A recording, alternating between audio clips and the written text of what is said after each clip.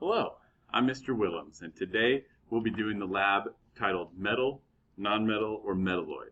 And if you haven't already done the reading here and answered the pre-lab questions on the front of this lab, I recommend you do so, that you pause the video right now and go ahead and take care of that before you proceed.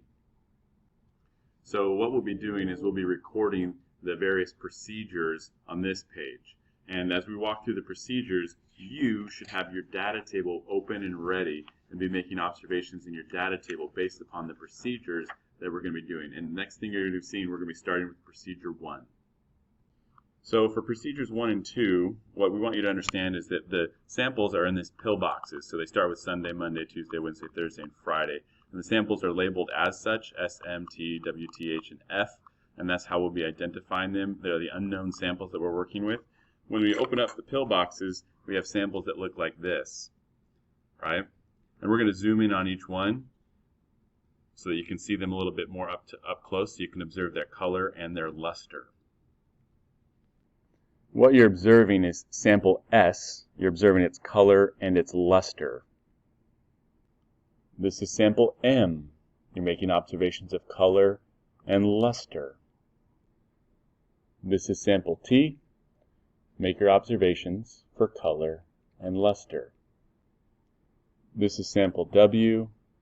Make your observations for color and luster. This is sample TH. Observations of color and luster. And finally, sample F. Make your observations of color and luster. Now we're on step 3 of the procedures. Now, if you're reading your lab, it talks about other physical properties, but we're actually going to change that to chemical properties. And so in your data table where it says other physical properties, you're going to scratch out the word physical and write chemical, because we're going to react these substances with 3 molar hydrochloric acids. We're going to put a few drops of acid on them and see what happens. And this is what it looks like. So we've got the different substances. I've removed them from their containers and placed them in these wells, and then I'm going to add 3 molar hydrochloric acid each one. And then we'll make observation of what's being observed.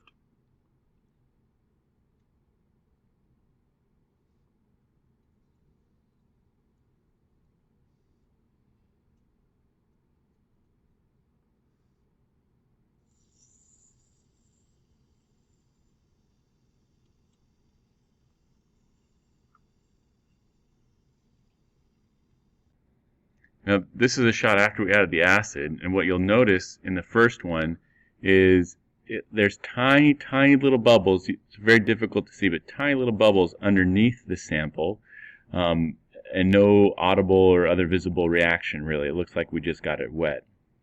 In the M, it also looks like we just kind of got it wet. Although, if we look really close, it appears that there might be a little bit of bubbling happening, little micro bubbles being formed. Over here with the T, what you can see is a whole lot of wet pieces of sample. We added acid to it and it looks like it's just sitting there.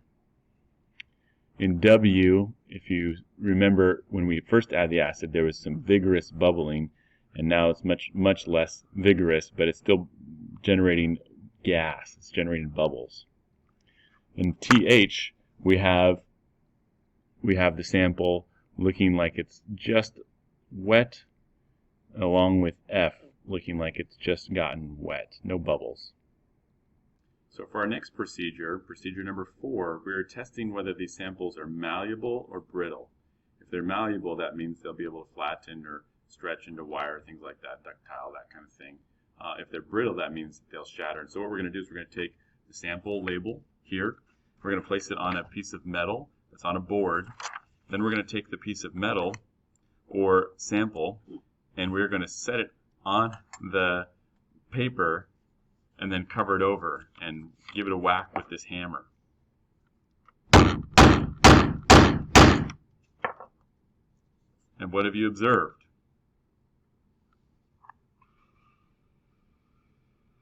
It looks a little more flat to me.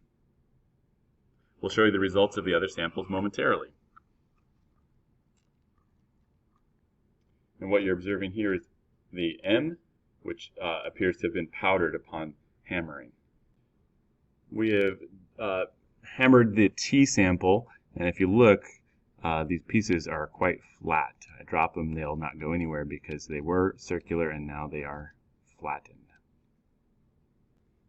We have hammered the W sample, and it also appears to have been flattened and joined together through the pressure of the hammering. We have hammered the TH, and it appears to be powdered, shattered. The F sample has been hammered and appears to have shattered and actually formed together in kind of a solid piece because it's been hammered. In our final procedure, we're doing a conductivity test. This is a conductivity meter, and it will make an audible sound if it comes in contact with metal, like for instance my ring. You hear that beeping, that means that my metal ring is conducting electricity. And so if it makes a beep, it's conductive. So let's test the samples. If it's real conductive, it'll make a strong beep. If it's kind of conductive, it might make a weak beep.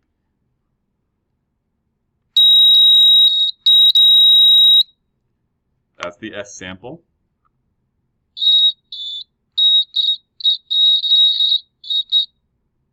That is the M sample.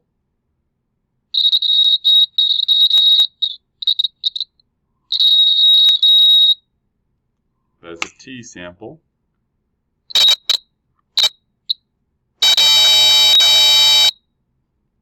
That is the W sample.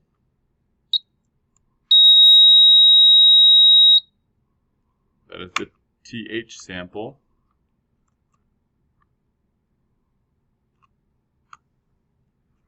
That was the F sample. And that's all the observations you should have for this lab.